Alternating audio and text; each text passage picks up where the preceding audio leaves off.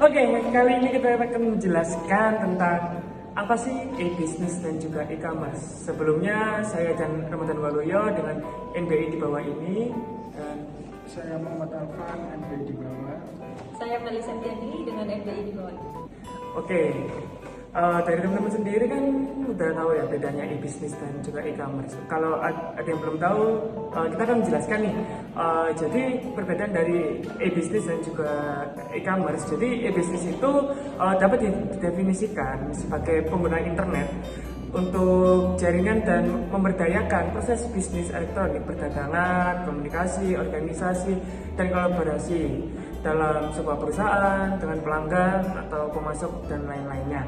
Sedangkan e-commerce itu berfokus pada jual beli suatu barang atau sebuah jasa. Terus untuk selanjutnya bisa ditunjukkan oleh Mas Afan. Jadi di bisnis itu ada 4 dimensi. Yang pertama ada what, who, where, dan why. Apa sih yang dimaksud what dalam e-bisnis tersebut? Jadi e-bisnis dalam dimensi what mencakup wilayah yang luas, interaksi perusahaan dengan pelanggannya atau mitra bisnis. Jadi kalau e-commerce fokus pada aktivitas atau mekanisme transaksi secara elektronik. Dimensi who, siapa saja sih yang terlibat dalam e-bisnis? Semua pihak yang melakukan transaksi dalam sebuah sistem bisnis atau serangkaian proses bisnis. Where dalam e-bisnis, selama pemilik yang berkepentingan memiliki fasilitas elektronik sebagai kanal akses tersebut. Dan yang terakhir adalah why. Dengan e-bisnis, perusahaan dapat melihat peluang dan celah bisnis baru yang belum diketahui masyarakat. Biasanya diterapkan konsep jaring atau internet working. Sebuah perusahaan berskala kecil dan menengah dapat mudah bekerja sama. Selanjutnya akan dilanjutkan teman saya. Kemudian ada hubungan e-bisnis dan hubungan e-commerce. Yang pertama, sell side e-commerce, yaitu mengacu pada transaksi yang terlibat dengan menjual produk ke pelanggan organisasi. Kemudian buy side e-commerce mengacu pada transaksi untuk mendapatkan sumber daya yang dibutuhkan oleh organisasi dari pemasoknya. Kemudian infrastruktur e-commerce meliputi intranet dan extranet.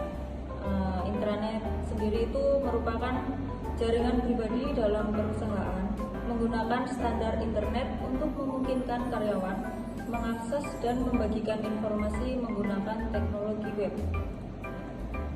Sedangkan extranet merupakan sebuah layanan yang disediakan melalui internet dan teknologi web untuk memperluas intranet.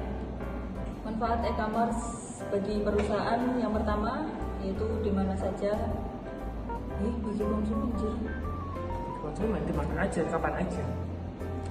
Kemudian manfaat e-commerce bagi konsumen yaitu di mana saja dan kapan saja.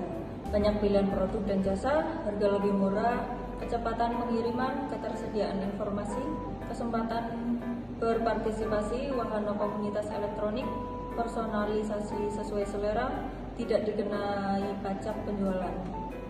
Apa aja sih tantangan bagi e-commerce? Yang pertama, internet boosting, hancurnya bisnis internet. Yang kedua, infrastruktur telekomunikasi yang terbatas atau mahal. Yang ketiga, delivery channel atau barang hilang, ketepatan waktu, jangkauan. Yang keempat, jenis kejahatan baru. Yang kelima, kultur atau kepercayaan. Yang keenam, keamanan. Yang ketujuh, ketidakjelasan hukum. Oke, sekian dari kita menjelaskan tentang e-business dan juga e-commerce. Mungkin kalau ada salah kata atau salah pengertian, mohon maaf. Jadi sekian dari kita. Dadah.